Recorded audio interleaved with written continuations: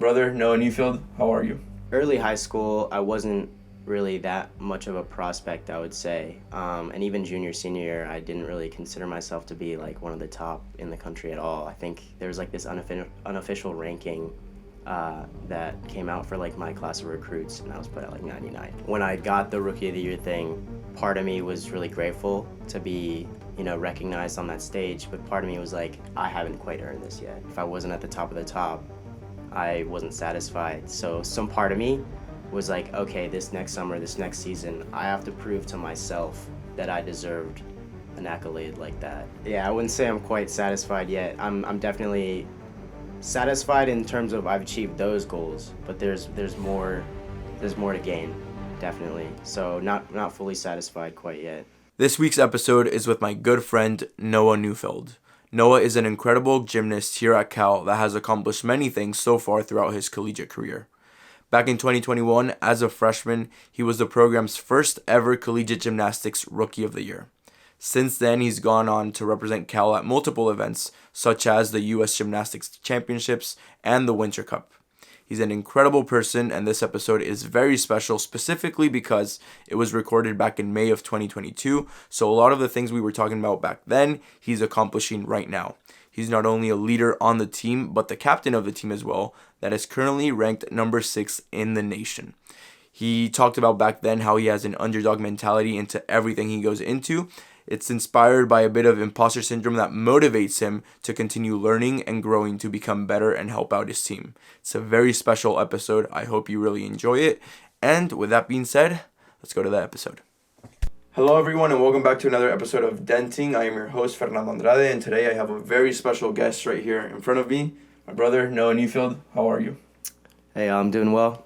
Doing well out here. All good? Yeah. Just finished finals, so Oh yeah. a bit tired, but Tired but relieved. yeah, no, that's good.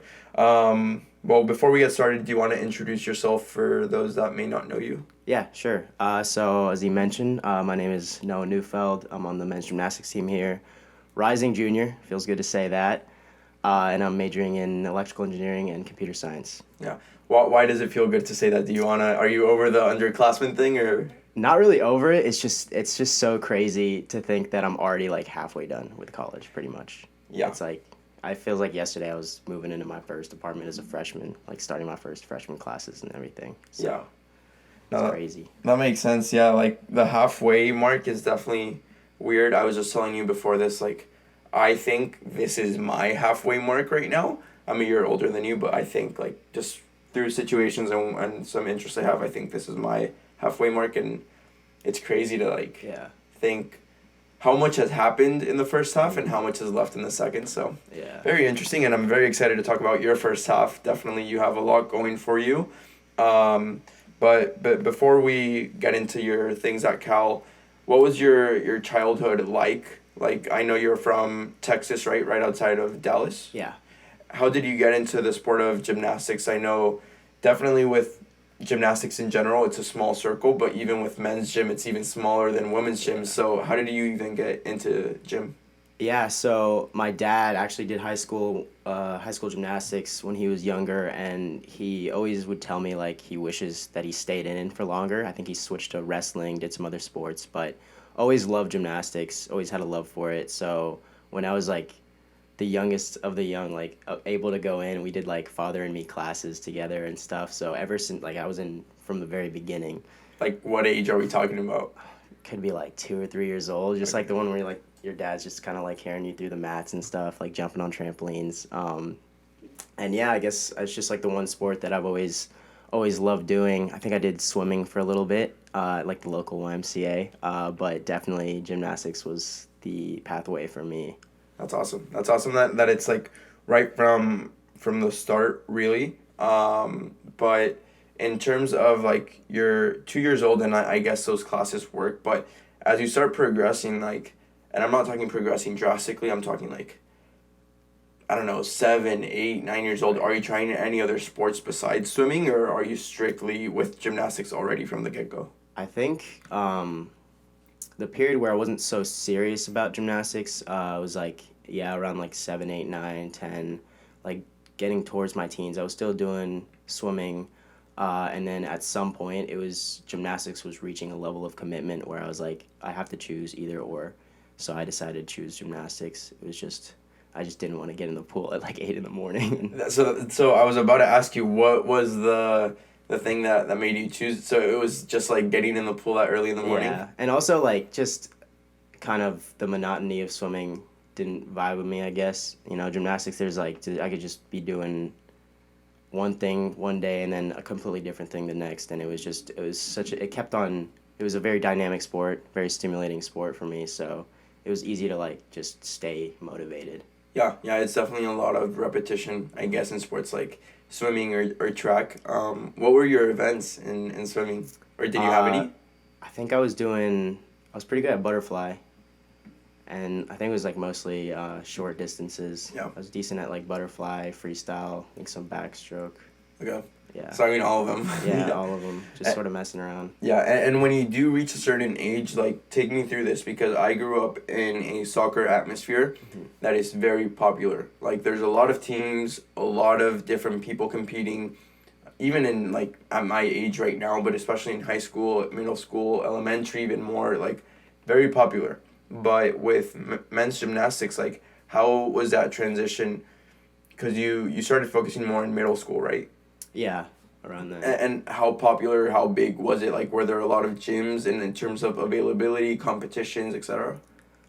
So actually in Texas, it's a fairly big sport. There's definitely a lot more gyms in Texas than there are. I think California is like the only one that matches the number of gyms, but still pretty sparse. Like there was only a couple gyms near me where I live that were like accessible.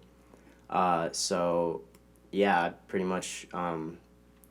I think I reached a point in middle school where I had been taking like recreational classes the whole way, which didn't involve too much commitment. It was like you don't really have to go to competitions or anything, and you kind of just go to class every day and kind of have fun. There is like a committed aspect to it, but not nearly as much as like an actual club gymnastics.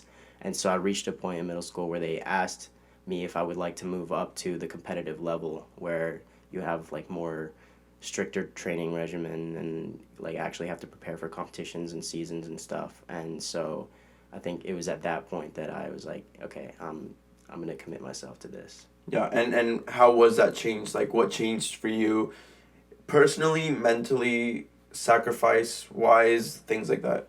It was not an easy transition. I think gymnastics is definitely one of those sports where you just dump so many hours out of your day into it. So it went from just like, oh, like Monday, Wednesday, Fridays, I would go to the class. It was like every single day I'd have like a 3-4 hour training in the afternoon, like directly after school. So it was definitely hard. I think school gets kind of a little tougher, like more serious at that point, and you start getting more homework and start thinking about like high school, which is like a huge thing at that point. Yeah.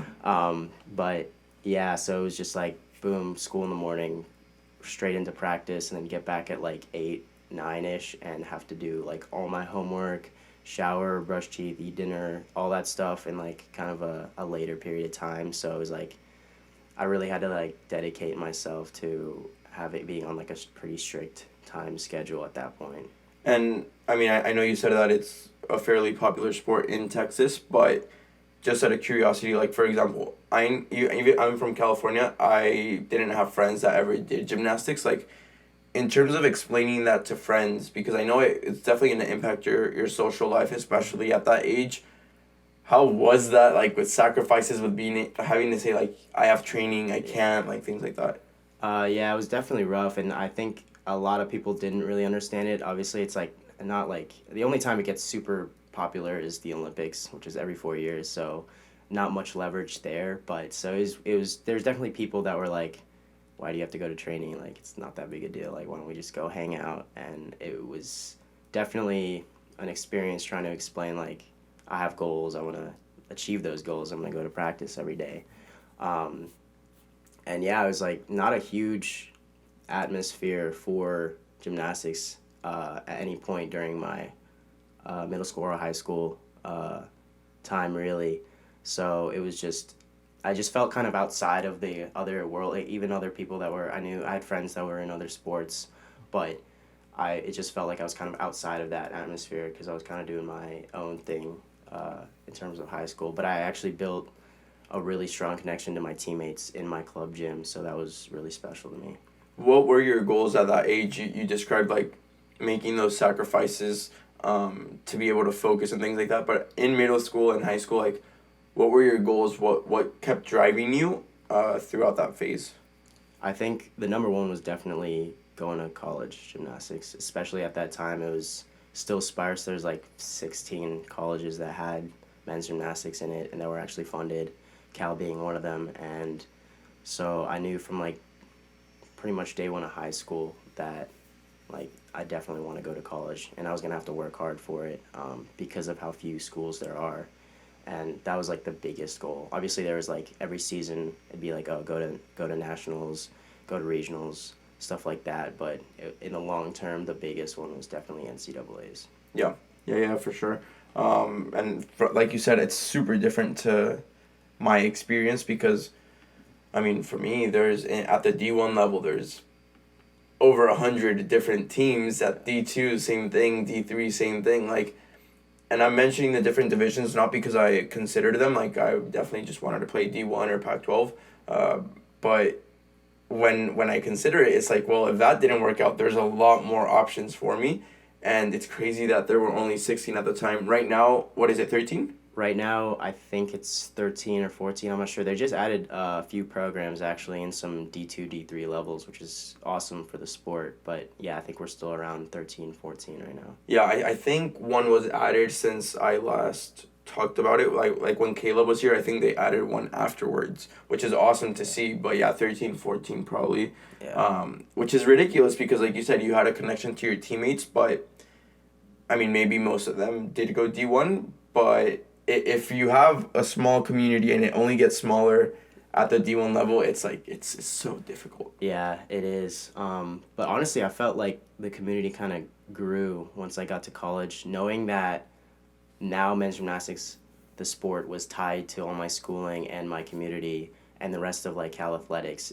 I felt like my how do you say, my circle just expanded. It felt like there's like, because my club gym, I think I had 5 other teammates or so that were around my age, and now I have 20 other guys that all have the same motivations, all are grinding day in, day out with me, and it feels like my circle definitely expanded since then. You said 20 in college and how many in high school? In high school, I think I had like 5 or 6 guys that are around my age. Damn. Yeah. That's crazy. How do you go about that in high school? Because especially like in middle school, all right, everything's fun, everything's nice, but in high school, I think there's a major shift.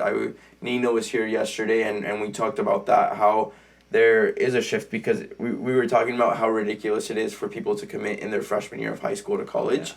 And I was telling her, like, that's insane that a coach puts that trust when sophomore year, junior year, senior year, they can start partying, they can, like, change completely as an athlete. Like, I know that at least for soccer, like, I see some of the guys, and the guys that were good my freshman year could have been playing pro with their talent right now, but they never even made it to D1 because of the trajectory that their life took and the social life and things like that. So how was it, like, going through that lonely phase? Did that affect you socially or in who you are as a student? Because you said it's much easier in college when it's all connected, but in high school that's not connected at all. So how did that affect you or shape you?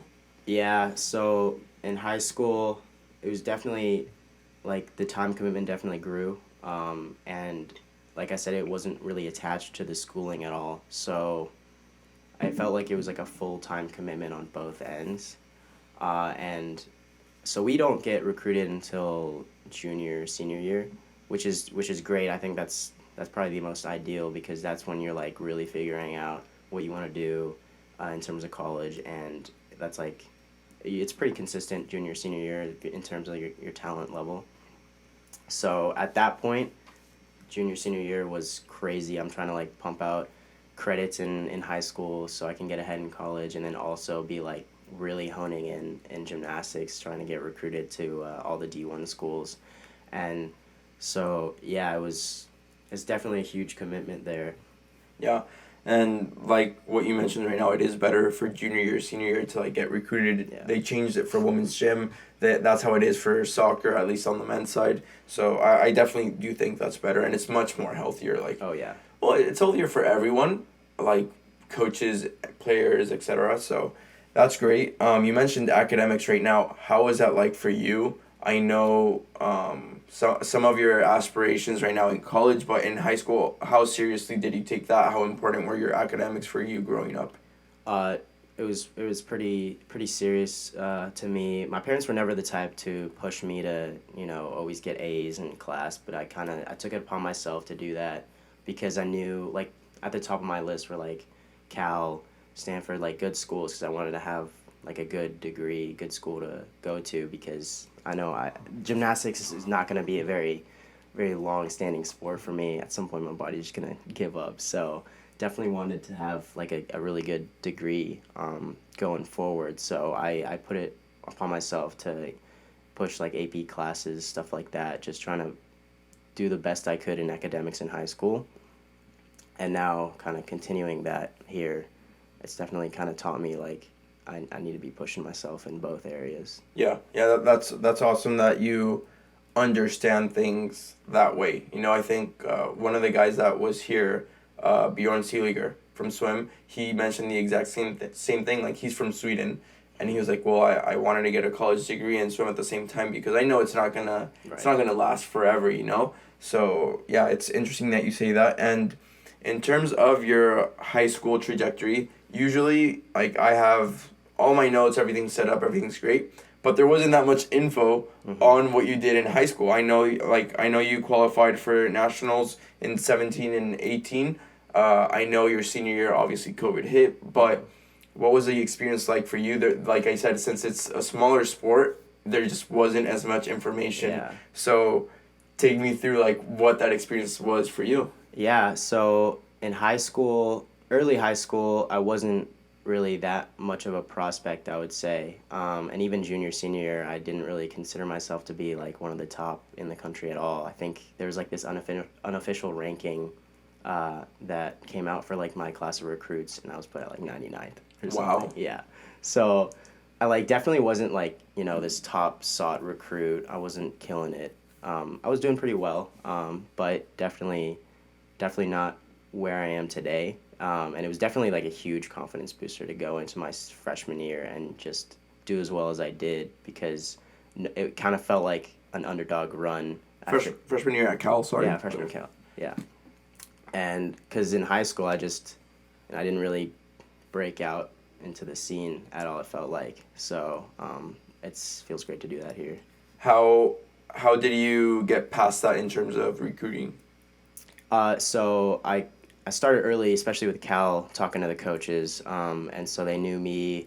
I'd come out for an unofficial visit, so I got to know the coaches some more, and I just kept in constant contact with them, and I think we really fit well, like personality-wise. I think they saw that I wanted to push myself just as much here. Yeah. You were a freshman in high school in 2016, right? Because you're a year younger. Yeah. Yes. Yeah, so 2016, 2017. Yeah.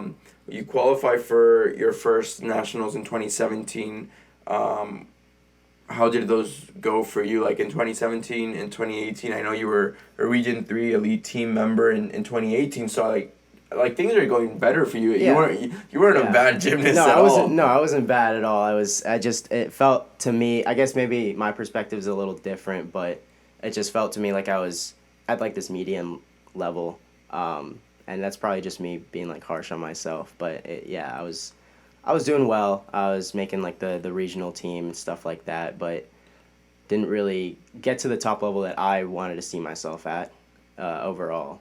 Your standards are high. Yeah, I guess I've always been that way. Like if I'm not like at the very top, then I haven't done enough. Yeah. Sort of mentality, which can be healthy and unhealthy at the same time. No, I get it, but it's good to be that way in a way, right? Yeah. Like a great man is hard on himself and tolerant with others. So as long as you're tolerant with others, I guess that it doesn't matter. But yeah, that's awesome to see. In terms of physique, this is like a very curious question coming on from my end. Like the physique you guys have is very different to other sports. is there any lifting at all, or is it from just body weight for you guys? So yeah, right now we don't do any official lifting or anything. I think we have some dumbbells in the gym that we like to use sometimes, but overall it's like especially like all arounders, you're working every single part of your body and just learning how to use like rarely used muscles. I feel like usually you're just building every single body movement. You're learning how to move your body in every single way. So I think that just kind of naturally builds like a sort of even physique. And I think we'd like to lift more. I think especially now it's good for injury prevention and just overall strength. But for now, yeah, it's mostly like calisthenics type stuff. Yeah, and in terms of injuries that you just mentioned, I feel like men's gymnastics and women's gymnastics are two different sports, ranging from events to what you guys try and things like that. Are injuries as common as on the women's side? I would say it's fairly even. My team definitely struggled with injuries these past couple years. Shoulders are like the biggest thing. Like the rings are just known to be shoulder killers. I'd say it's pretty even between us and the girls team, and girls gymnastics in general.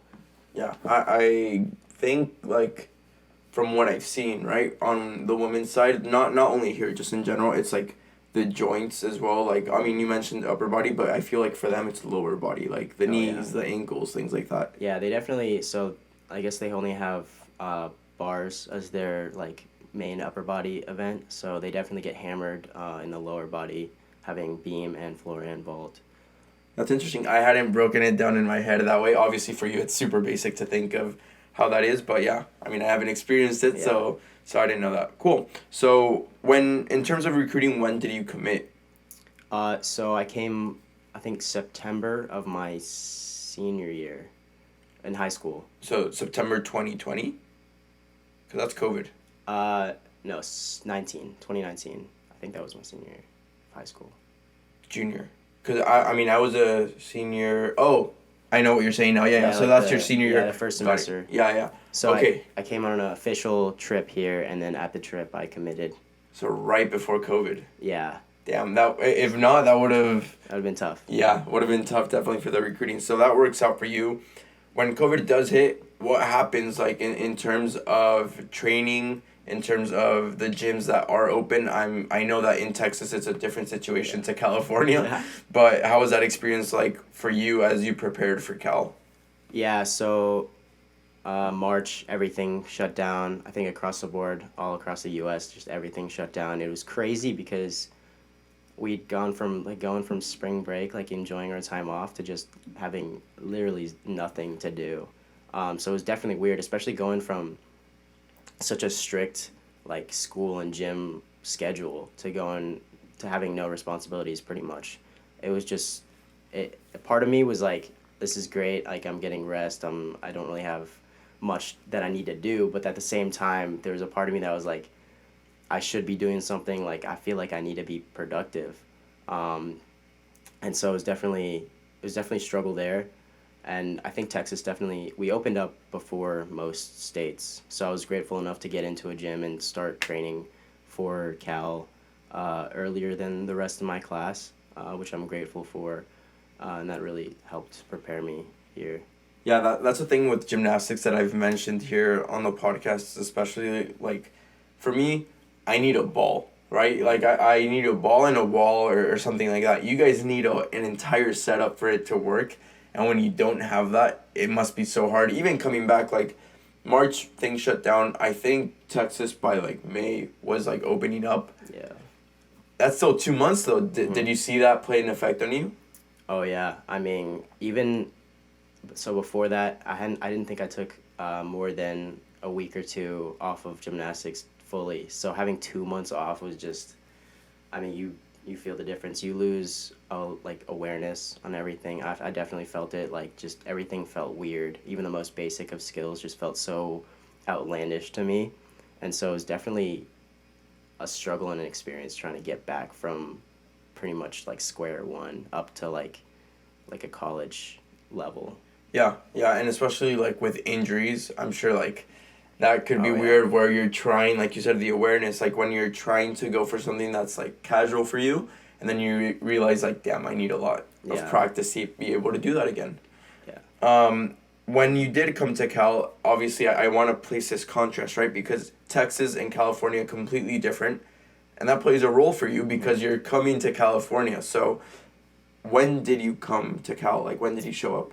So I think that my freshman fall semester, we had like dorm contracts and we weren't sure if we were going to be able to get into the gym anytime soon. So we canceled all our dorm contracts. And then I think we heard that it was possible that we'd be open up pretty soon. This was around September-ish.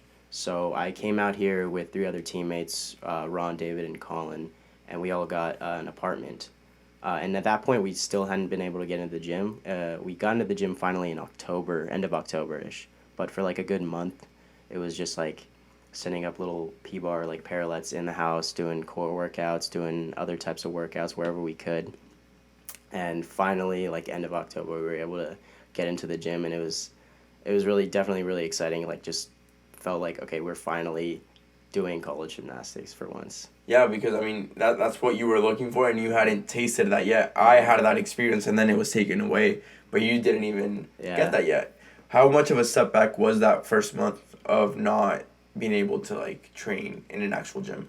It was in terms of gymnastics, it was a step back. I just remember the first day in the gym, we were like too excited. Had all this adrenaline. We're trying to do all of our normal stuff, and none of it was really working out that much. We were kind of falling all over the place. The fitness wasn't quite there. I mean, you can do as much as you can outside the gym, but at some point there is certain movements that you just can't replicate. So we definitely kind of a loss of awareness there as well.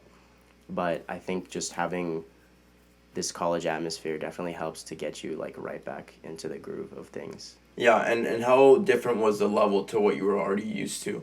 Like, where you mentioned the college level, being around these guys, the new team, like, did you see a major difference? Oh yeah, I think that's the biggest thing for gymnasts in high school is one of the biggest things about going to college is like just a different atmosphere. In club gymnastics, I remember, like I mentioned before, like 6 other guys that were around my age, and like maybe half of them didn't really have aspirations past high school, weren't super committed, half of us were. So the general energy is kind of mixed and not as competitive, not as motivating as it is in college, where literally 20 other guys that are just that want to push each other like as hard as we possibly can. So that part just, it makes everything way easier and way harder at the same time. That's insane that you mentioned that, because if you had 5 teammates back home, you have 3 roommates that are doing the exact same thing now, and just being surrounded by them 24/7 is a major difference. And like you said, training with 20 guys, that's only gonna raise your level. Oh yeah. Who was it that I was talking to? I think it was Hugo Gonzalez from swim. He was here a few days ago, and I was just we were talking about surrounding yourself with people that are better than you to improve. And I mean, I'm sure it's the same thing for you, like at the beginning especially, at least in soccer, fitness wise, like you're mentioning, or the main difference is the speed. Like when I think of fitness, I think of cardio sort of thing, and the speed of play is just so much faster in college than in high school. And that was the major difference. But once you're surrounded in that atmosphere, you automatically level up one way or another, right? Oh yeah. But and I'm sure it's the same thing for you.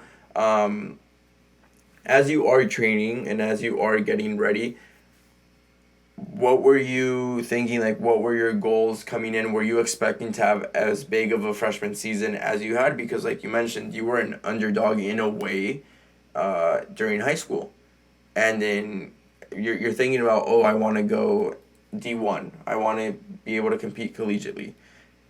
Were you expecting to be that big of a role player on the team? No, not at all. I mean, I remember when I first committed and I was looking at the rest of the guys in my class and I was like thinking to myself, man, all these guys are better than me, like at this thing. All these guys are better than me at this other thing. And so I think in my mind it was more like, what can I do for myself? Like, how can I make myself better? Because I didn't think I function as well when I'm thinking about like competing against my class, my other guys on the team. It's just like the betterment of myself, and I definitely did not expect to play the role that I did my freshman season. I'm grateful that I did, but yeah, I think it was part of it was just now I'm at D1. I've achieved that goal. What's the next step? And for me, it's like I want to be at the top of the game in this college atmosphere as well. You mentioned like questioning what you had to change to improve. What did you change? I think a lot of it was confidence. I think that's one of the biggest differences between my gymnastics now and how it was in high school. Was in high school it was kind of there's a lot of fear and stuff, and not a lot of confidence in like, am I gonna be able to do this full set well? And once I got to college, I think once something that sort of clicked was I'm not gonna be able to do a great set if I'm not confident that I can do it. And even if I'm confident going into this routine, I either fall or I can do the best of the best. If I go in not confident and kind of hold myself back, the best case scenario is an okay routine. So that's one of the biggest differences. It's just like I have to put myself in this mentality where I know for a fact that I'm going to hit a really good set. And so that helped me a lot. The mentality is a solution, but that last part that you mentioned, being able to put yourself in it, how do you do that? Because it sounds nice and it's a solution to the problem, but it's like, how do you work yourself to flip that switch? I think one thing that helped was in college, one thing that's really different is you're doing way more numbers than you did in high school. I mean, during our season, we go back-to-back weekends of competing, and for me, it was competing 6 events, and I had never done that before. In high school, your meets are like a month apart, a couple weeks apart, so you have that time in between, so you don't need to be pushing full routines all the time. But once we get to college, after I think November, you're doing routines like multiple times a week over and over again. And so knowing that I had that amount of repetition behind me was a huge confidence booster, because going into like a competition, I could just be like, I've literally done this like well over 30, 40 times now. There's no reason why this needs to be any different or better. So it's confidence through repetition. Yeah. Okay, interesting. And what you mentioned with the schedule, obviously 6 events. How often do you work on each event per week? So in season, I would say I'd pretty much be hitting all 6 events every single day. We have a strict schedule of like Monday doing basics on all your events. So you just do like the basics of the basics for every skill, which helps to kind of build awareness and helps you to move on to the next level. And then Tuesday we do a thing called pre-meet where we do like half routines on everything that you do. And then Wednesday we do full intra-squad, which is like pretty much a meet for us in the gym during practice. And so going through that schedule, like of doing all 6 every single day is rough on the body, but it helps a lot. Yeah, I mean, in a way, I mean, definitely on the hands, but I'm referring mostly to like the mind. It calluses your mind, right? Like that repetition, it just keeps you going and going. And interesting. That's very interesting that you guys do that. What about Thursday and Friday? Thursday is our rest day, so that's the day we take it easy. We do some conditioning, some like trampoline awareness work, but it's kind of the day where we let our bodies just heal up a little bit. What does conditioning look like for you guys? Because I mean, I'm sure it's gonna be obvious for you, but on my end, I immediately think we're gonna be running, we're gonna be doing sprints. But what is that like for you guys? Is it just the cardio reps like on the pommel horse or on bars, or like what is it for you? It can vary a lot from person to person, depending on what events you do. So for me, I have a bigger focus on like upper body, and other guys that do rings, we do ring strength, which kind of consists of just doing a bunch of strength skills in a row or by themselves and just pushing positions and strength positions very unique to that event. But for some other guys that specialize more in like floor and vault, they'd focus more on like cardio and like explosivity in their legs. We have a thing, I don't know if it's a universal thing, but called like fast twitch, slow twitch. You just want like your body's reactions to impacts and bouncing to be like way quicker. So they focus a lot more on that. But in terms of like general, like everyone doing, it's a lot of calisthenics work, a little bit of like dumbbells work, and a lot of strength sequences, I would say. Interesting. And then if that's your rest day, Friday, it's Fridays, during season, it'd be like the pre-meet I mentioned before, halves on everything, and then Friday or Saturday would be either a meet or the same like meet in the gym. Okay, cool. With your 2021 season, I think that a huge advantage for you guys definitely that I didn't experience is having that apartment because it doesn't impact like the freshman 15 sort of thing. Right. I mean, it could because you're doing your own thing, right? But the cafeteria is definitely impacts. But regardless, you have a great season. Within the program, you made history. At NCs, you did very well. What were your highlights or takeaways from that first season, and especially culturally, right? Because Texas was very open. California was still pretty closed at that time. So how was that shift for you overall life? I would say it was weird. I mean, I would go from during the summer just no masks pretty much in Texas, and then coming out here and having to wear a mask everywhere. I mean, I totally understand. I'm with the program, I'm here for it, but it was definitely a shift, and at some point it was just like you need to have a mask on you. Like it's a no-brainer at that point. And that's kind of how it was going into the season. The majority of our season was run inside of our own training gym or a few times in Haas.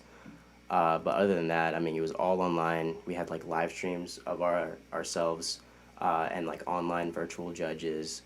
And so it just didn't feel like a real season. I mean, the mentality was there, but it's definitely way different than a normal season would be. And then I'd say a highlight would be when we finally got to travel for our conference championships to Air Force. That was our first experience going in person to a meet, actually physically being there with other teams in Air Force, like going in a hotel, like staying. Even that was just like so wild to us. So it was really definitely a fun experience for us. Wait, so you're telling me you guys had virtual meets, like you weren't in the same room as Stanford? No. What? Like even Stanford, yeah. So we'd have cameras like these set up for all of our events, and so we'd go like alternating between the teams, live streaming our routines, and then having a judge that was not there either go watch the live stream or the video, judge it, and then post it up to this online platform called Verdius, and that would be our meet. So we'd go in for like a 4-hour practice, do a virtual meet, and then go home. Yeah. Dude, that like if someone, I mean, it doesn't work like that in soccer, but what? Like, Yeah. Was that not like weird for you guys? Like, obviously it's weird, but were you guys not concerned? Was it not like pretty sus? It was a little weird. There's definitely like, especially the beginning of it, some of the judging was a little bit odd. Like, yeah. Sometimes they would catch something, other times they wouldn't. Sometimes they would be really generous. Sometimes they'd be just hammering us with the deductions. So it was very odd and nothing that we really expected at all. That's so uncomfortable. Yeah, like, that is so weird having, like, the referee, in my case, right, not even be there. Like, wow, that is very weird. And competing with someone virtually. So you had a virtual semester in all senses, pretty much. In every sense, yeah. That is so weird, bro. I actually didn't know that you guys did that. Wow.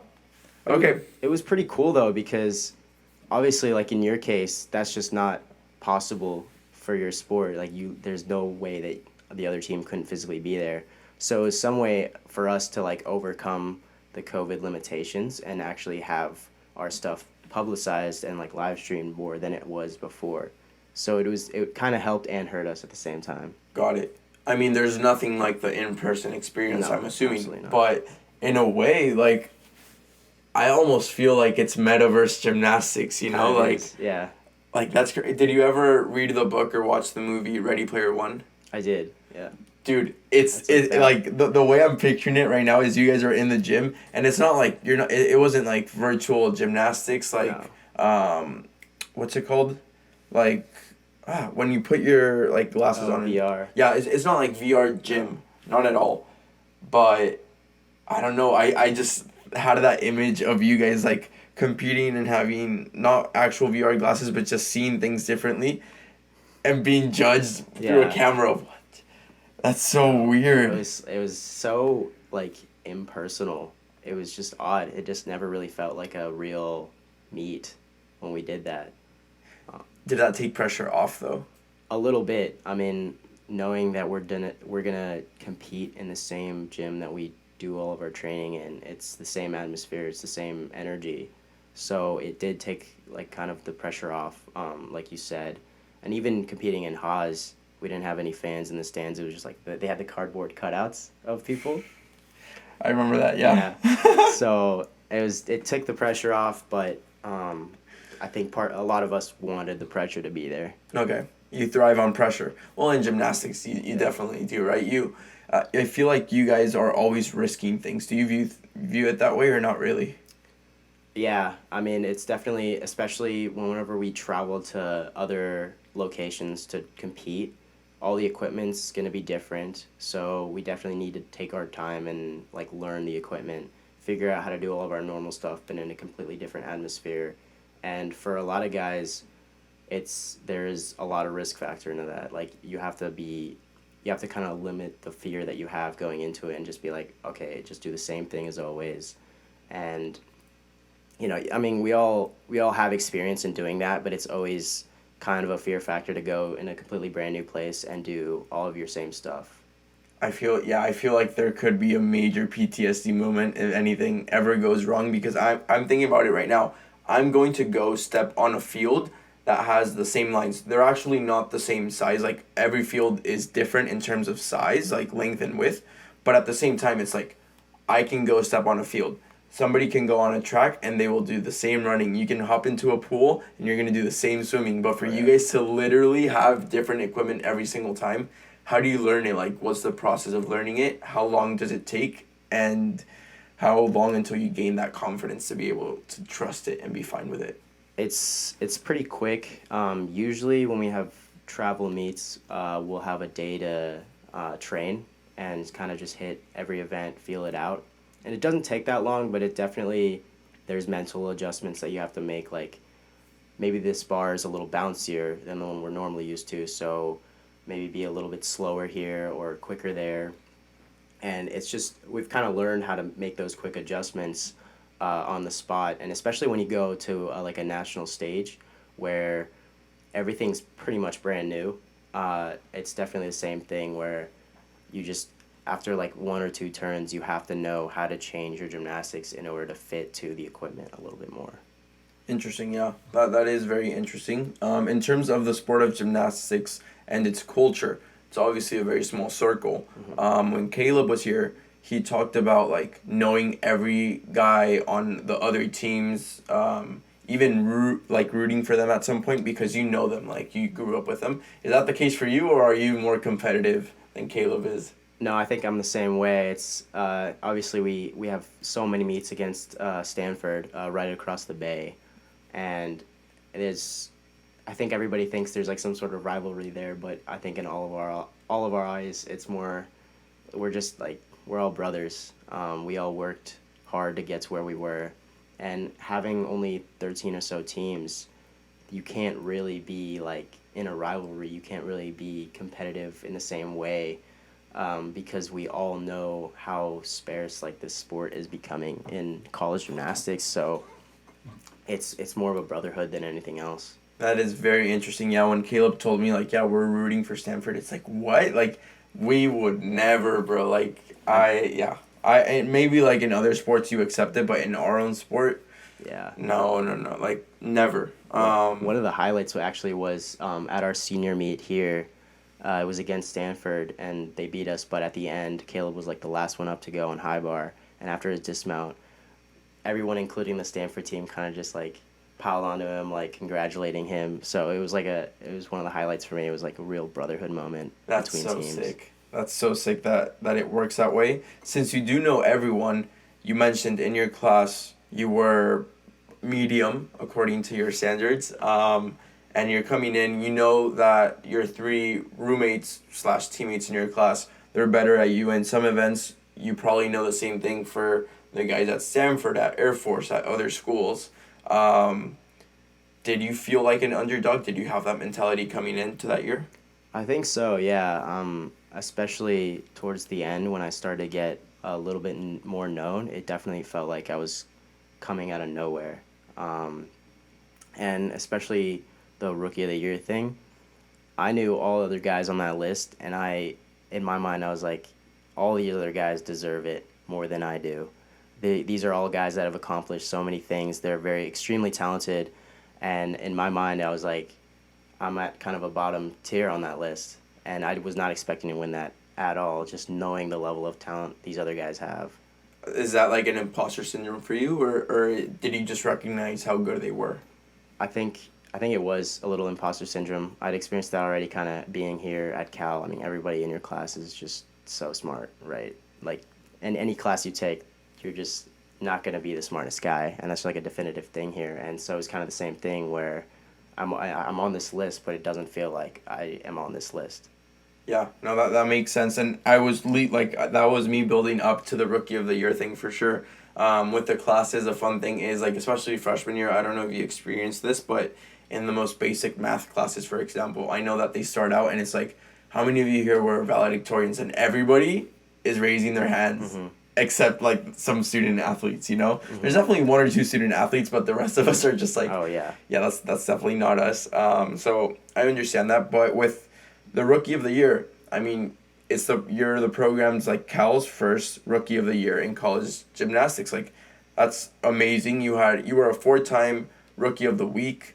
Things were building up well for you. You had a top, like your top all around score at NCAAs was the best of the year for Cal. Like, things were looking very good for you.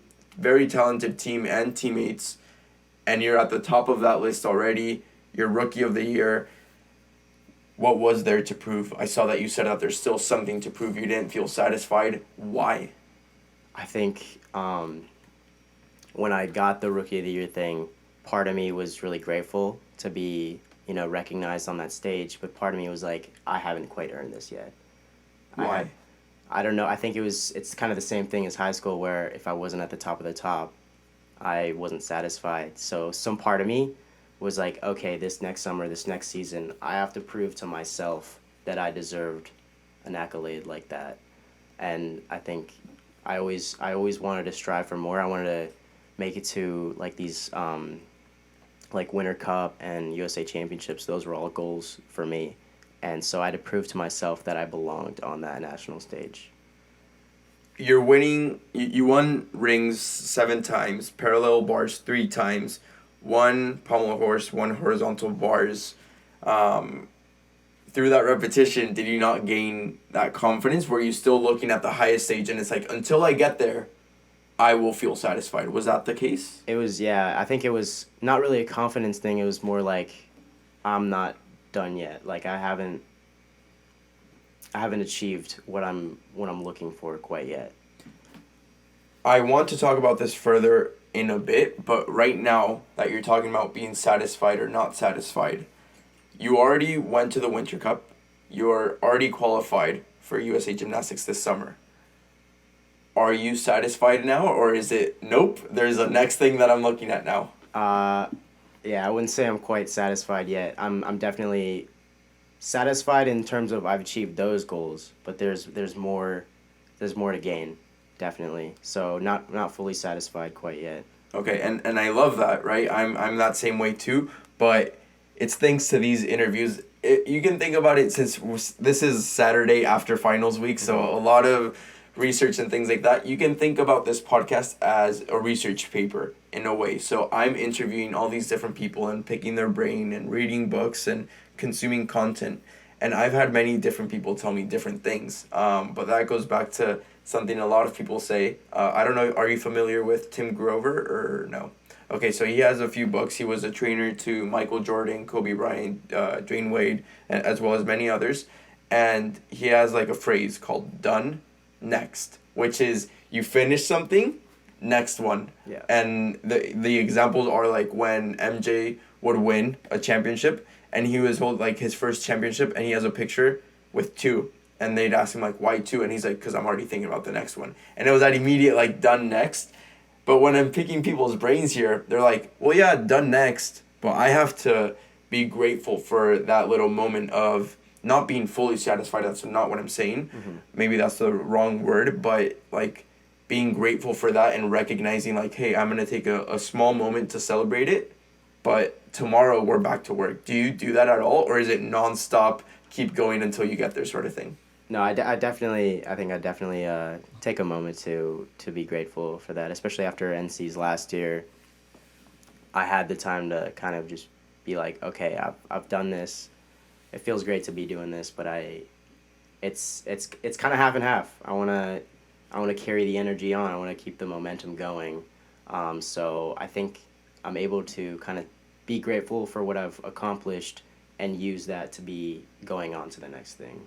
Perfect. I personally think that's the solution, that hybrid point, because yes, you have to keep pushing. You have to keep pursuing excellence and your own happiness. That's what keeps us going, right? Without that, there is no purpose, right? Yeah. There is no purpose in the sport, in our lives. Like, if we're not achieving for more, life becomes meaningless. So I'm glad you're doing that, but at the same time, if we don't stop, we're going to burn out at some point. Yeah. And the issue is, if you can't enjoy the point you're at right now, you're never going to enjoy the point you're at later. Right. You know, and I think that was the key. And I just wanted to like make sure how you were taking it, because like you're doing amazing things, and I want you to like understand like, wow, like this is still amazing, but I'm glad you're pushing it. I thought at one point you were going to say like, no, even if I do end up winning this summer in August in Florida, no, there's something after that. I'll be happy if I do that, but Okay. there's still more.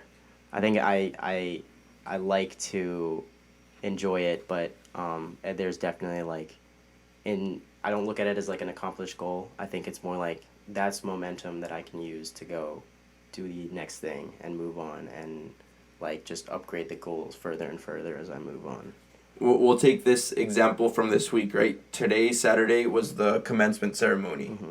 It's a stepping stone. Right. You're going to be grateful for graduating from college. Like, that's amazing. But that's not the end goal. No. The end goal is to use that for something else. And once you get there, it's a stepping stone for something else. And I feel like it's the exact same thing that you're saying. Like, all right, cool, we're going to celebrate it the same way people are celebrating their graduation right now. But that's not the end goal. You don't like, all right, I'm retired now. No, of course not. Like, there's something else. And we're on the same mentality. I'm just picking your brain to see how you think. I fully agree with you. And I'm like that too. And I've been super driven. But I feel like you mentioned previously, sometimes it's healthy. Sometimes it's not that healthy. And I have that experience. And I'm just picking your brain to see how you think. Well, anyways, you have a great season. MPSF. All academic as well, Pac-12 academic honor roll. So you have that academic side to you as well that should be talked about. You're on the second team for college gymnastics, All-America Scholar athlete. You're an engineer here at Cal. That's not an easy major. How do you balance that? It's definitely rough, especially this past semester was one of my roughest because this semester we actually like went in person and everything. So the time management, I would say, is completely different from like pandemic schooling, virtual schooling. I mean, you pretty much have all day to do everything. You're not really on any strict time constraints during a day. So moving from that to going like, okay, I have a lecture from this time, and then I have a discussion, and then I have to get this homework done, blah, blah, blah.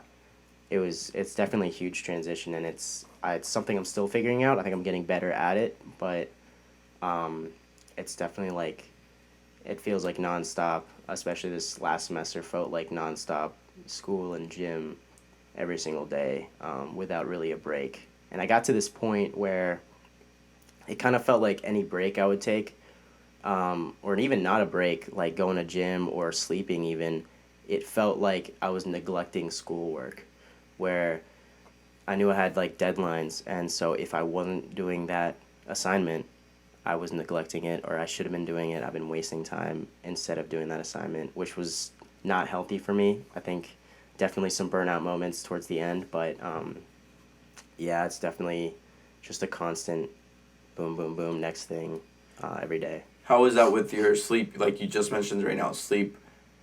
That affects a lot of things, right? And I've learned that the hard way. I was sleep deprived my senior year of high school, And since then, I've started taking care of that a lot more. So how did that impact you?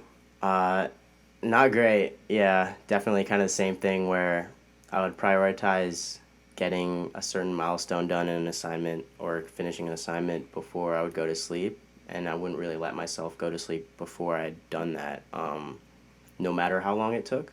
So, health wise, not great. Yeah, like running on 4, 5, 6 hours of sleep on a regular basis. I think at some point I got kind of used to it, which is not great either, but yeah, sleep took a hit these past couple of years. Damn, yeah. Are you like, how would you fix that? Like, because your schedule isn't gonna get any easier. No. And I know engineering is that tough. Like, I know you're not messing up on anything. Like, engineering at Cal especially is extremely tough as a student athlete. There's actually even people that would tell you, like, it's impossible to be an engineer and a student athlete at Cal. Like, that's not supposed to work. So I know it's not like you not being willing to work with the schedule, but at some point, like, if you want to reach milestones, it's probably healthy to sleep, you know? So Yeah. I've been trying to work on that recently. I think I've been getting better at it. Where I like tell myself any work I do past a certain point is not going to be good work at all. So I might as well get my sleep in. So I think I've been better recently, like going to sleep around 1-ish, at the latest. yeah. Not great either, but definitely doing better there. Yeah. Trying to put myself back on like a regular, healthier schedule. Yeah, that's good. And I'm sure you'll figure it out. It was only your first year in person as well, Right. so it's not that bad. But yeah, I mean, I know I'm not going to mention I'm not even going to mention their gender. I'll just say their name, like one of the athletes that has been on this podcast. They're very, very talented. They're very, very good, but their sleep is so bad, and they're at an insane level, but they're like, I don't think my sleep will ever be fixed. And their coach continues to tell them, like, yeah, if you slept more, you would be exponentially better. And they're still doing amazing, but that was just a point where it's like, wow, how much could they improve if they did the same thing? And I feel like that's the thing for you, but that major balance is just ridiculous. It is hard. I think that's one thing that people don't really see. You there's always the people that are achieving the highest of the highest in everything, like that person you mentioned, but you don't really see like behind the scenes what it's the toll that it's taking and what they have to sacrifice to do that. I think that's a lot of people miss out on that part. They just kind of see this like ideal image of a person. Yeah, and I think that, I mean, we've talked about this with the mental health subcommittee that we're on, but that's exactly the same point, right? Like, people, we'll use sleep as an example. People don't realize what's going on behind the scenes. People will see the results, people will see the performance, but they don't know what's going on in their lives. They don't know what's going on in school, personal lives, sleeping, eating, things like that. And it's crazy. It's crazy because, like, the burnout you even mentioned, and I'm doing it right now. I'm falling into the trap. I'm here applauding you for everything you've done, which is sick. You deserve the applause and things like that, but we don't realize, like, the work you've had to put in for school, the sleep sacrifices you've had to make. I'm sure there's more sacrifices you've had to make, and that's crazy, which is why I personally believe that you can't, like, value someone specifically for who they are as an athlete, specifically for who they are as a student. Like, you just can't do that to a person, you know? But very interesting. Glad you shared that. What is it that you like about engineering? I know you have a very creative side to you. I know that's inspired to your roots to Japan that you mentioned off podcast previously, and I know you have an aunt as well that inspires you on your dad's side. But what is that connection with engineering? I think I've always been kind of math science leaning in school. So combining like the creative side and sort of the technical side, I think engineering is like the perfect mix of both. And even like in my childhood, I would always have like my own little, I would like make a stand for something out of a tissue box or something like that. Just like trying to find a solution in like a creative way. And I think it translates into engineering. I've kind of veered off of that like initial creative path with electrical engineering, computer science, but I think it'll eventually kind of come full circle to the point where my ultimate goal career-wise is to be able to work on something where I can design and also like execute technically the creation of something or the innovation of something. I think that's what really interests me, is like finding a unique solution to something and being able to work on every part of it, including like the creative design aspect. So it's okay. That's interesting. It's like the DIY mentality that we were talking about before. Like looking around here, like I don't know if you've noticed, but some of my guests I've had to tell afterwards. Something that I'm constantly doing on the podcast is my eyes are like checking these cameras and then checking the screen. And it's not that I don't want to keep eye contact. Yeah. It's just that I'm like looking all over the place because I have to make sure that everything is still working, right? Yeah.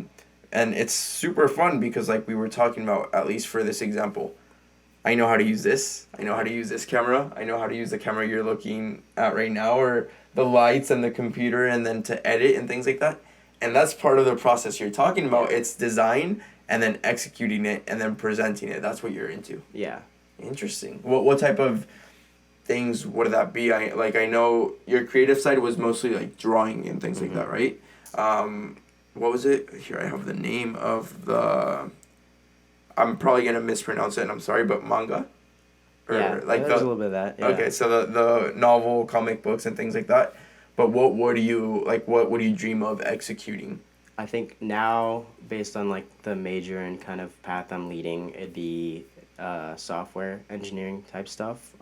Being able to program a solution to a problem, being able to just sort of provide something like a solution to a problem to people that is easily accessible. I think that'd be kind of the ultimate goal. And it's very broad because I think ever since I was little, I never really knew what I really wanted to do. It seems like everybody was like, oh, I want to be a doctor, I want to be a lawyer, blah, blah, blah. I'm like, I just want to like make things. Yeah, that's super interesting. I mean, it is wanting to make things, but that, since it is so broad, it allows you to do a lot with it. And that's something that right off the bat, I could tell you, like, I'm into the creating part, but I would love to have that interest that you have. I just don't. Like, I would love to be able to program and code and things like that. It just doesn't come to me. I'm not passionate about it, and if I'm not passionate about it, I'm not going to put in the work to do it. Right. So I think that you having that it's special because you can do, like you said, everything from start to finish, whether that's the design of an app and then actually executing the whole thing. Like, that's pretty awesome in that way. And it's interesting with your sport how it allows you to express yourself. Many sports, yes, you always express yourself in sports, but I think that many sports don't allow that necessarily. And gymnastics, to me, I've said this before, I think it's an art in and of itself. Like, it's an entire performance. It's not only a sport. I think it's an entire performance. So it's interesting how you have that expression with both as a balance. Do you see a connection in it? I think I do. I think a lot of gymnasts will agree with me when they say, like, when I say that you can kind of recognize who a person is based on their gymnastics, especially like on the national stage. You can probably recognize like who that gymnast is based on just like this one routine or whatever, because everybody has like a certain style to their gymnastics, a certain like flair that they personally have, and so it's really cool to how individualistic that it can get at that point. And then combining, for me, on like the technical side, I definitely view everything in terms of like kind of physics and not really math, but just like how it would work physically. Like, if I, in terms of like momentum and speed, if I did this, then it would work better. Or if my body was in this certain shape, then it would move better in this way. So I think the technical side definitely comes in whenever I think about my own gymnastics. You're calculating the slope of your... Yeah, like, literally, I have like all the images in front of me, like the graphs and everything. No. I feel that though in a way because, I mean, I'm a political science major, but I'm also super into this content. And poli-sci is similar in a way because I have to read and then I have to write. And so I'm consuming and I'm expressing. And it's the same thing here. Like, for me to be able to come up with so many things, I'm reading a lot. I'm like reading not only on your research, but like books or articles or watching some videos on YouTube, listening to other podcasts, things like that, to then be able to talk about it here. Right. And I feel like it's the exact same thing. Like, once you have this podcast or something, I'm always thinking about an interview. Like, I can go to dinner with someone and it's not that I'm interviewing them, but that's how I'm thinking about things now. Yeah. you can't get out of it in a way. Like Yeah. you're in there forever. But I think it's awesome because once you learn how connected everything is, Mm-hmm. it's a huge advantage. Oh yeah. Yeah. Yeah. Being able to apply like every level of your life, it helps a lot. Yeah. How was this sophomore year for you? It's hard for me to talk too much like to someone that hasn't experienced more than 2 seasons, right? Jada Curry was here a few days ago, and she's only a freshman. Right. And I was like, how am I going to have a full-on conversation with someone? Because usually when they're here, they're graduating or they're about to leave, or at least they're 3 years in. Right. But for you, like, your peak moment right now is your sophomore year so far. And you've already done so well. So how was that shift for you to full-time training now, and the impact that you've seen so far? I think in terms of impact, it's good to get Cal's name out on the national stage, and I think it's a big thing for our incoming freshmen and potential recruits in the future, just to know that like it's possible from every angle, like to go to Winter Cup, to go to USA Champs. It's possible no matter where you go, and to know that there's like an atmosphere here that's very collaborative, very constructive to everyone on the program. So that feels good there. What's the balance between being an individual gymnast and representing Cal for you? I think it coincides. It's for me, it doesn't feel like a different thing. I've always been kind of get my own work done and then kind of get in, get out type of mentality. But being on a team, I've learned more to work with other people and go to other people for advice. So now it feels like, especially training, now it feels like I'm getting input from everyone on my team on just this one thing, and then I'll help out on other people. So it's definitely like I can definitely attribute me getting better to the entirety of my team as well. Interesting. Yeah, I was bringing that up because after these NCAAs, I saw in one of the interviews that you had with, I think it was Daily Cal, that you were talking about, yeah, I'm super pumped for how I've done and things like that individually, but that you also want to raise Cal's level because you did very well individually, but you want your whole team to do even better. And you talked about having to put in extra work in this summer, all of you guys together, and how some sets that you're hitting are hard, but not as hard as other teams and things like that to reach that elite status, which I'm sure is tough because with 13, 14 teams, the elite level is probably half of them, but the difference must be huge. It's astronomical. How are you going to change that, and how much of a responsibility do you feel at this point? Because now you're going to be a junior. There's some sort of leadership already, at least by example. So how do you see that playing out of taking Cal to the next level? You're already doing it, but to that 1%, top percentile. I think it's kind of doing the same stuff. I feel like I see, knowing that I'm not at that like elite level quite yet, I need to take it kind of a longer run to get to that level. And where I've gotten to now is I wouldn't be here without like the help of my entire team, without the chemistry that I have with them. And so to be able to keep that going for the rest of my 4 years, I'm hoping to like plan it out and like per se get to this certain level after my junior year, and then after my senior year hopefully be at the elite level that I want to be at. And that's not without the help of the entire team overall. I mean, it's like I mentioned earlier, the energy and just the atmosphere is so motivating, and it's just so much easier to work these new skills, to push the difficulty at every level when you have a group of guys pushing with you or cheering for you. Either way, it's the way that I'm going to get to where I want to be is with my team. Tell me about your team culture and your values that you guys have, because it sounds like your success is inextricably intertwined with theirs, right? Okay. So how does that work for you guys? What are your values, or not only that, but just your culture as a team? We're really close as a team. I'd say like all of us can go to anyone else on the team and just be just normal. Like we're very close. We can go to each other with personal problems, with gymnastics problems, with academic problems. Um, and in the gym, it's very collaborative. I mean, I know there's a slurry of skills that I've learned, and it's due to my teammates as well as my coaches. The coaches owe credit, but without the teammates that I've gone to for help on a specific skill, I wouldn't have learned those skills. And I think it's the same for everyone else on the team. The improvements that we make are directly a result of other teammates helping out. And so we all have that top goal of like day two NCs being one of the top 6, top 5 teams in the nation.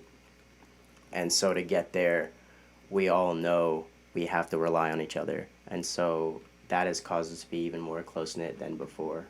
Yeah, that's very special, and it's something I've mentioned here on the podcast before. I think I mentioned it with Cam Rogers, and I was just saying, like, you can't be an elite seed and go off in half-ass soil. Like, you have to have an elite seed grow, you have to be around elite soil, and that's what you're doing there as well. And I think that since your success depends on them, well, you're naturally all going to keep growing. It's the same thing I was mentioning from Ugo's case, right? Ugo was an Olympian coming into Cal, and he comes in and he was slower than everybody else, and he's only progressed so much since then. And in your case right now, I mean, you came in as an underdog, like you were saying, but you're starting to put Cal's name on the map. That's thanks to the guys here that are helping you out, but you're giving back to them by being able to do that. And hopefully, as your level continues to grow and they're trying to keep up with you, so will they. Yeah, and I mean, in terms of like keeping up with me, I don't really view it like that. I mean, like I said before, when I was like looking through the rest of my recruiting class, I was like, oh, this guy's better than me at this. That all rings true. There's somebody else on the team that's going to be better than me at like this certain thing. And so whenever I'm having trouble with something, there's always going to be somebody on the team that's better than me at that aspect. And so it never feels like I'm at the top of the game at all times. There's always someone else that I'm trying to push to be like and get to their level as well at every little step of the way. So it just feels to me like my team is still above me and I'm trying to get to their level and then they try to get to my level. And so it's just like we're all trying to get to each other's levels. And so overall, like you said, it just brings the entire team up. Once again, is that due to some sort of imposter syndrome that you have, or to a pursuit of excellence that you have where you think of something or imagine something and you're just chasing that idea of becoming better? I think it's that there's always like an image. Like I said, I see somebody else on my team do something and I'm like, I want my skill to look like theirs. And so I want to perfect that. Or even like watching the national stage, I want my gymnastics to look like their gymnastics. So I'm going to push to get to their level. Interesting. And once again, to see how connected it is with the arts and things like that, right? Like I was mentioning right now how connected this side of my life is now to soccer, to school, to my papers. It's the same thing. You had mentioned that you have to visualize your art. And right now you're kind of visualizing your gymnastics as well, right? Yeah. Yeah, I saw that in I think it's the article that came out in the Winter Quarterly, and it's like, yeah, I have to visualize my art, I have to visualize my gymnastics. And it's the same thing. You're chasing that visualization that you have of, I can do that. Yeah. Cool. I'm bringing this up because it has to do with one of the papers I wrote this past week of the pursuit of excellence and things like that. So, well, that's awesome. You had 11 meets for Cal. You had a career high in the all-around for 80.05 at the Stanford Open qualifier, which is how you qualified for the Winter Cup, correct? Right. What was that Winter Cup like for you? What was that experience? Was it your first national stage experience? Yeah, at the senior elite level, that was my first experience. And going into it, I kind of have a mentality where I knew that I was a newcomer, kind of a rookie. And so it was, I treated that meet more than anything else like just experience. It's just being on the national stage, knowing what it's like to be up on the podium, in front of like cameras and stuff, just knowing what the playing field was like too. It was a lot of information and experience just to soak in, just to prepare myself for further meets like the USA Champs, where now I feel like I've had some of the experience and now I have more specific goals that I want to pursue at these meets. I was smiling right now because you're a constant underdog in everything you do, like the way you're describing it. Yeah, well, I feel like it helps me personally, where because then I'm like, I don't have it in the bag. I have to tell myself that I don't have it in the bag, so that I push myself to reach that level, kind It of. it clearly motivates you. Does it take pressure off though? Uh, Sometimes it does. Going, especially Winter Cup, knowing that I wasn't gonna be like end up on top. Anyways, it's like the pressure's not there, and I think that helped a lot. I ended up hitting 12 for 12 both days, and so having that consistency was due to the fact that I think it was like I'm here for experience, so I'm gonna just go out there and have fun, have confidence in everything that I do, and that's all I need to get from this meet. Yeah, yeah. That's awesome. And since then, how much has changed for you? I know, like in terms of attention, your name is way out there, like more than it was before. But in terms of your gymnastics, how much have you improved heading into? I mean, there's still a lot of time between now and the meet in August for U.S. gymnastics, but how much has changed? Like, how much have you improved, or is it more mental aspect of, all right, this time around I'm not the rookie anymore. Like, I have something to prove. I think it's a little bit of both. Knowing that I've been to that national stage now, the confidence going into an everyday set is just amplified. I think knowing that I've been able to do it at the national stage, now I know that in my head that I can do this here, and on home turf, stuff like that. And then also the mental thing where now I'm not a rookie. Now I'm not just a newcomer. Now I've got something to prove, and so it's a more concrete goal to work towards. Yeah, yeah, for sure. That's awesome. And I mean, since then, you have done quite well. You've raised your career highs in parallel bars, on floor, on vault. Like, there definitely seems to be a difference. But like you said right now, you still have something to prove. Same thing from that interview. You said that last year you weren't satisfied with Rookie of the Year and that you still felt like you had something to prove. And now, like, being on that national stage, you're starting to prove it. I know your answer is probably going to be like, well, still I have to accomplish more and I still have something to prove. But you're getting there. Yeah. How does that make you feel? It feels good. I knowing that the work that I put in, the goals that I've set for myself are coming to realization. It feels good to know that I've accomplished my goals, but at the same time, it's like, okay, now kick it into second gear. Like, now it's time to take names. I'd ask if that raises your ego in any way, but your underdog mentality just makes you so humble. And I saw that your coaches say the same thing, right? Like you have a humble mentality that's just looking for more and more. Is that Yeah. What do you consider yourself that way? I think so. Yeah. I hope I don't have an ego, but yeah, I think the way that I see myself as, because I never, at no point do I think of myself as better than everybody. There's always somebody that's going to be better than me at something. And so I just, in my mind, there's no reason to have that ego to feel as though I'm above somebody when in my mind I'm just not. And I don't see it as like I'm lesser than. It's more like there's always someone to be at their level. There's somebody up there that I want to be at, you know. And that's awesome in gymnastics too, that you could be, let's say that in some case you do become the best in horizontal bars. There's still 5 other events to get to. Yeah. Yeah, that's awesome.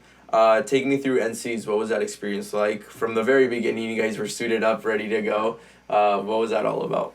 It was fun. NCs is definitely a big moment for all of us on the team. It's like the ultimate goal. This is all of our work is coming to fruition here. This is where we need to peak. That's always what we tell ourselves as a team is we don't need to peak now in the regular season. We do need to peak at NCs. So there's a lot of pressure built up, but also at that point, the numbers had gone up, the repetition had gone up. So a lot of us had this mentality of like, there's something to prove. And I think we did that. We had, I'd say we had 7, 8, or 9 finals qualifiers. Last year we had 3. So there was a lot of, I think, as a team, as a whole, we accomplished something in terms of just making a name for ourselves, like proving to ourselves that we are one of the top teams in the country and we can be better.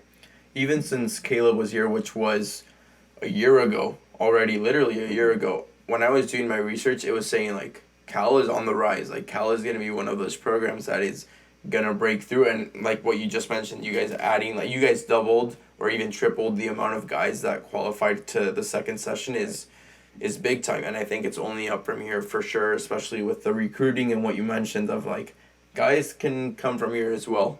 In terms of the repetition that you mentioned, how often do you guys change your routines?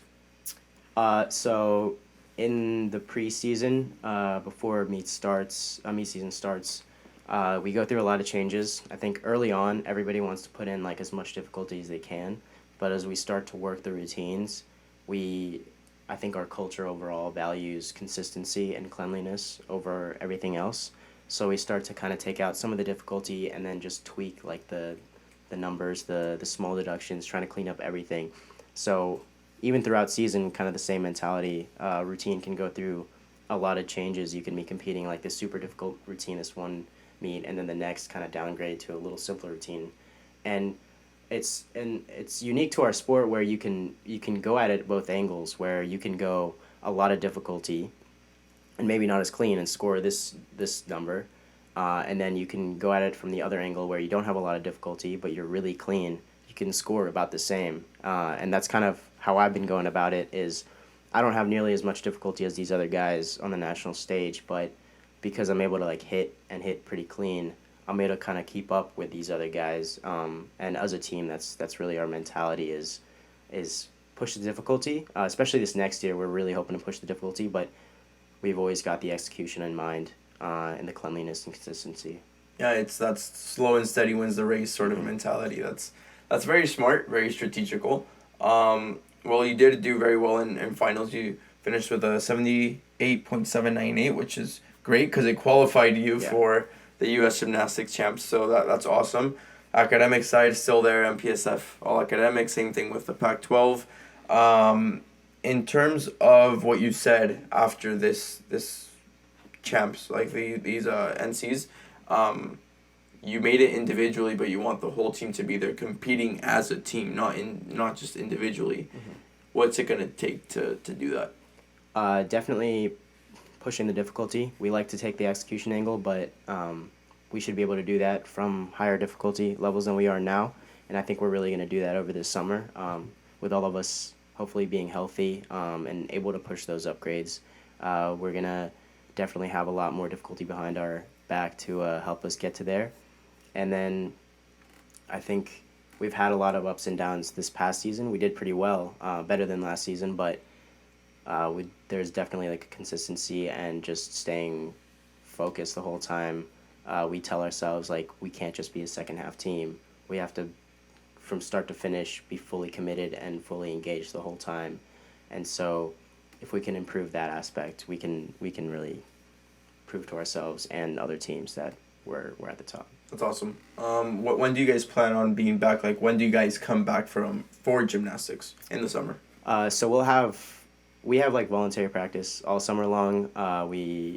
Our case, like we mentioned before, we can't really go a week or two without doing anything. So all of us will be training the whole summer. I think most of us are staying in Berkeley as well, but official training starts in August, I believe. Awesome. And in terms of, again, the difference between men's and women's gymnastics, you competing on a national stage at this age is completely different to the women's side. Like, women's in college, they're starting to retire. What's the case like on the men's side? Like, is there still a peak to reach for you? Yeah, there's definitely more to come. I think our Olympic team was made entirely out of recently graduated college athletes or current college athletes. We have Brody Malone, who's like the top of the top for us, and he's over at Stanford currently. There's Paul Judah on the University of Michigan's team, who's gone on to World Cups and World Championships and done really well over there. So men's NCAA gymnastics is definitely like the stepping stone or the stage at which we have all of our national team members and the guys that go out into international meets. So there's definitely, being a NCAA athlete in men's gymnastics is where you want to be if you want to go to like the national stage. Interesting. Okay. And taking me through that, like, I don't really know too much, like, all about the men's gymnastics side. So this Winter Cup and then the U.S. Gymnastics Championships coming up. The U.S. Gymnastics Championships is like to make the national team, pretty much, right? And then the Winter Cup, what was that specifically within the U.S. or internationally? Winter Cup was also within the U.S. It's kind of similar. There's an opportunity to make the national team there if you're among the top 5 all-arounders. But there's also this point system that works both at Winter Cup and USA Champs, where depending on your placing on the events, you can gather up a bunch of points that they'll also consider you for the national team for. So if I were to, per se, get like third on a few events, that would get me a good amount of points, and then I would be able to be on the national team when selected. I think that after this sit down with you, I know why you know that you need to get third on certain events. So, yeah, I can see it in your eyes the way you're saying it now, which is going to be awesome. I'm definitely looking forward to that. I will be watching if it's streamed anywhere. I know it's in August in Tampa, right? Yeah. Yeah, that'll be awesome for you, and I'm sure you'll put in the work this summer to be able to make that happen. Yes, sir. In terms of your team role, now just closing up, like on what can be expected for the years to come. Well, like you mentioned, peak guys are post NC's post college, and you're already starting to knock the door at that level, which is crazy. You are this year's team most valuable gymnast. Sorry, so I was gonna say MVP, but MVG, I guess. MVG. You're taking that stepping role. I know you've emphasized, okay, there are better guys in certain places, but there's no way to not say that you're not a leader, at least by example. But you see your role just growing and growing and growing. How do you plan on executing that in your years left here at Cal? I definitely, I do. It's kind of a switch I have to make. I think freshman, sophomore year, I could still be like, oh, I'm an underclassman. I just got to do what I got to do. And it doesn't really matter in terms of my role in the team, as long as I'm doing well. But now, going into my upperclassman years, I do have to make that switch where now I have to recognize that I'm a leader, either officially or not. I have influence, especially underclassmen. So I think it's definitely going to be something I have to focus more and work on more. I've been talking to my upperclassmen as well about it, like Caleb, like Darren Wong, about how I can be effective in that leadership role and how I can put myself in a position where the guys on the team can come to me for advice on personal gymnastics or academic matters. It's something I have to work on, definitely, because I think I'm still kind of known as like a goofball on the team. So definitely going to have to learn how to upgrade that position. What's your biggest goal as a leader? I think it's just to give confidence, I'd say. A lot of freshmen and sophomore guys don't really know what their role is going to be like on the team, or still trying to figure out what their role is. And so if I can impress onto them that as long as you're confident in your abilities and as long as you can put yourself in a position to do well, then that's all you really need to do. Overall confidence is the name of the game. Just to close off now, and to connect with that, what is your definition of success? That's a difficult one. For me personally, it'd probably be to not ever achieve my goals. That's a weird one, I feel like, but the way things have been going, I only do well and continue to do well if I haven't quite achieved my goals yet.